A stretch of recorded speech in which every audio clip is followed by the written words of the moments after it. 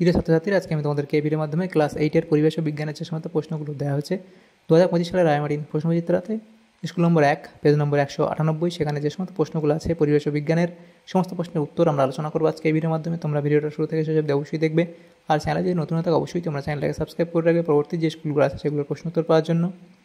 তো আজকে আমরা 1 নম্বর স্কুল আলোচনা করবো এবং এর যে পিডিএফ সেটা তোমরা পরবর্তীতে পেয়ে যাবে, প্রশ্ন উত্তরের পিডিএফ আমাদের টেলিগ্রাম চ্যানেল থেকে। ডেসক্রিপশনে টেলিগ্রামের যে চ্যানেলের যে লিঙ্ক সেটা আমাদের দেওয়া আছে, তোমরা চাইলে সেখান থেকে টেলিগ্রাম চ্যানেলে যুক্ত হয়ে যেতে পারবে, তাহলে পরবর্তীতে পিডিএফগুলো তোমরা সেখান থেকে পেয়ে যাবে। তো 1 নম্বর স্কুল প্রথম দেখো দেওয়া আছে ফিজিক্যাল সায়েন্সের প্রশ্ন, 5টা এমসিকিউ টাইপ প্রশ্ন আছে। একের দাগে বলা হয়েছে সঠিক উত্তরটি নির্বাচন করো। প্রথম প্রশ্ন, একটি 2 কেজি ভরের বস্তুকে পৃথিবী যে বল দিয়ে টানে তা হলো কি? 19.6 নিউটন। এরপরে 2 দাগের প্রশ্নে বলা আছে যখন এই 2 দাগের প্রশ্ন সময় বাড়ার সঙ্গে সঙ্গে পতনশীল বস্তুর বেগ কী হয়? বাড়তে থাকে। তারপরে ঘনত্বের এসআই এককটি হলো, ঘনত্বের এসআই একক কি? কিলোগ্রাম পার ঘনমিটার। এরপরের প্রশ্ন যেটা দেওয়া হয়েছে ফেরাস যৌগে আয়রনের যোজ্যতা, ফেরাস যৌগে আয়রনের যোজ্যতা হচ্ছে 2। কোন পদার্থটি খোলা হাওয়ায় ঊর্ধ্বপাতিত হয়? সেটা হবে অপশান সি, অর্থাৎ সোডিয়াম ক্লোরাইড।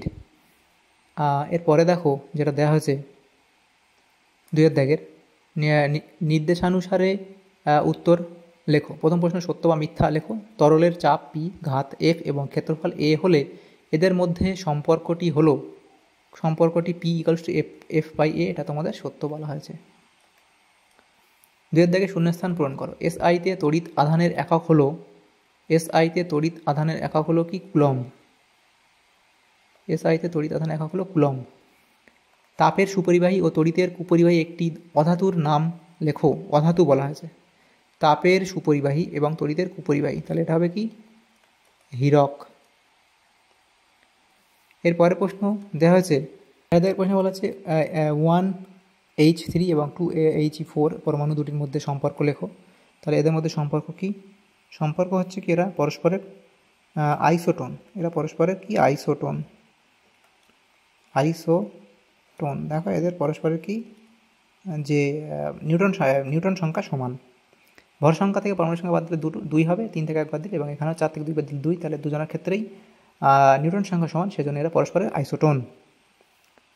3 দাগে নিম্নলিখিত প্রশ্নগুলো উত্তর দাও, যে কোনো 3টি। প্রথম যে প্রশ্ন এগুলো দেওয়া আছে দেখো, নেক্সট পেজে আমরা আলোচনা করবো এগুলো। তো প্রথম যে প্রশ্ন দেওয়া আছে 3 দাগের 1, সমান ভরের দুটি বস্তুকণার মধ্যে দূরত্ব বাড়িয়ে দ্বিগুণ করা হলে মহাকর্ষ বল পূর্বের কত গুণ হবে? পূর্বের 1-এর 6 গুণ হয়ে যাবে। 1-এর 4 গুণ হবে। 2 দাগে সংকেত লেখো। প্রথম প্রশ্ন, ফেরিক সালফেটের সংকেত কি? ফেরিক সালফেটের সংকেত হলো কি? Fe2SO4 তারপর অ্যামোনিয়াম নাইট্রেট এর সংকেত কি? অ্যামোনিয়াম নাইট্রেটের সংকেত NH4 আর NH4 ইন্টু NO3। এরপরে অ্যালুমিনিয়াম কার্বনেট, সেটা হবে Al2CO3 ম্যাগনেসিয়াম হাইড্রোক্সাইড MgOH2, এগুলো হলো। 3 দাগের প্রশ্নে বলা আছে উত্তপ্ত লোহার উপর স্টিম চালনা করা হলো কি ঘটবে তা বিক্রিয়া। 3 দাগের প্রশ্নে বলা আছে উত্তপ্ত লোহার উপর স্টিম চালনা করা হলো কি ঘটবে তা বিক্রিয়ার সমীকরণ সহ লেখো। তাহলে এটা তোমরা কি লিখবে? উত্তপ্ত লোহার উপর স্টিম চালনা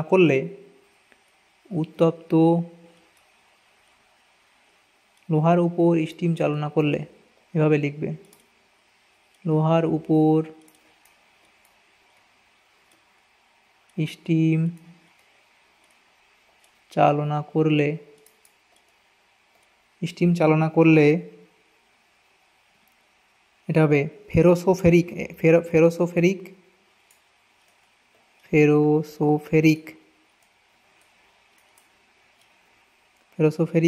অক্সাইড উৎপন্ন হবে।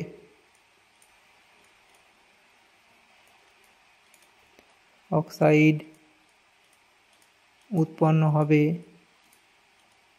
এবং হাইড্রোজেন গ্যাস বেরিয়ে যাবে এবং হাইড্রোজেন গ্যাস উৎপন্ন হবে। এর সমীকরণ কি? সমীকরণ কি লিখবে? সেটা হলো 3Fe প্লাস 4H2O, সেখান থেকে Fe3O4 প্লাস 4H2 সমীকরণ লিখবে। নেক্সট 4 থেকে ছোটো লোহার বল জলে ডুবে যায় কিন্তু বড় লোহার কড়াই জলে ভাসে কেন, সেটা লিখবে। তারপর লাইফ সায়েন্সের যে প্রশ্নগুলো আছে সেখানে বলা আছে 1 দাগে সঠিক উত্তরটি নির্বাচন করে পুনরায় বাক্যটি লেখো। প্রথম প্রশ্ন, শ্বাসনালীর মধ্য দিয়ে বায়ু পরিবহনে সাহায্য করে কে? সেটা হবে কোন কোষ?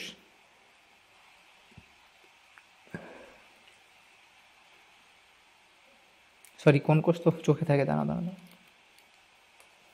এটা তোমাদের হবে পেশিকোষ, অপশান বি। তারপরে দেওয়া হয়েছে যে প্রোটিন সংশ্লেষে অংশ নেয় কে? সেটা হবে রাইবোজোম। প্রোটিন সংশ্লেষে অংশ নেয় রাইবোজোম। এরপরে সত্য মিথ্যা লেখো। প্রথম প্রশ্ন, ব্যাকটেরিয়ার কোষে উপস্থিত মেসোজোম নামক কোষীয় অঙ্গাণু শোষণে অংশগ্রহণ করে, এটা সত্য না মিথ্যা? এটা তোমাদের এখানে সত্য বলা হয়েছে। এরপরে প্রশ্ন, সেন্ট্রোজোম একটি একক পর্দাযুক্ত কোষ অঙ্গাণু, এটা সত্য না মিথ্যা? এটা হবে মিথ্যা, এটা মিথ্যা। তারপরে প্রশ্ন, শূন্যস্থান পূরণ করো। 1 দাগে বলা, মানুষের ড্যাশ কোষের দৈর্ঘ্য সবচেয়ে বেশি, তাহলে লিখবে কি? মানুষের ড্যাশ কোষের দৈর্ঘ্য সবচেয়ে বেশি, এটা হবে স্নায়ু কোষ। স্নায়ু কোষের, আচ্ছা স্নায়ু কোষ তো লেখা আছে, স্নায়ু কোষের দৈর্ঘ্য সবচেয়ে বেশি। পিতামাতা থেকে তাদের সন্তানদের মধ্যে বংশগত বৈশিষ্ট্য ড্যাশ এর মাধ্যমে বাহিত হয়, তাহলে কিসের মাধ্যমে? জিনের মাধ্যমে বাহিত হয়। 4 দাগের প্রশ্ন, নিচের প্রশ্নগুলো উত্তর দাও, যে কোনো দুটি। এই প্রশ্নগুলো আমরা আলোচনা করব। প্রথম প্রশ্ন দেখো, কোষ পর্দা কোন কোন উপাদান দিয়ে তৈরি হয়? লিখবে প্রোটিন ও লিপিড। প্রোটিন ও লিপিড।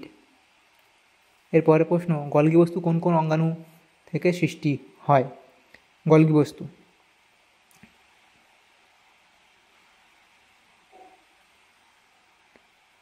এন্ডোপ্লাজমিক জালিকা।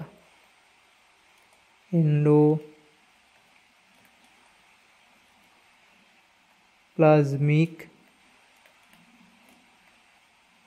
জালিকা থেকে সৃষ্টি হয়। নেক্সট প্রশ্ন, উদ্ভিদের দুটি অংশের নাম লেখো যেখানে প্রস্তর কোষ দেখা যায়। লিখবে বীজত্বক ও ফলত্বক। বীজত্বক ও ফলত্বক। তারপর 5 দাগের প্রশ্নগুলো আলোচনা করবো। দেখো 5 দাগের প্রথম প্রশ্ন কি আছে? যৌগিক আলোক অনুবীক্ষণ যন্ত্রে দ্রষ্টব্য বস্তুকে অনেক গুণ বড় করে দেখানোর জন্য কী কী ধরনের লেন্স ব্যবহার করা হয়? লিখবে উত্তল লেন্স ব্যবহার করা হয়। উত্তল লেন্স ব্যবহার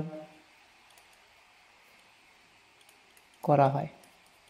এরপরে প্রশ্ন দেখা যাচ্ছে, দেখো ভাজক কলা দুটি কাজ লেখো। ভাজক কলা কাজ দেখো, এই এতগুলো কাজ এখানে লিখে দিয়েছি, তোমরা যে কোনো দুটো লিখে দেবে এখান থেকে ভাজক কলার কাজ, তাহলে তোমাদের এই প্রশ্নের উত্তর হয়ে যাবে।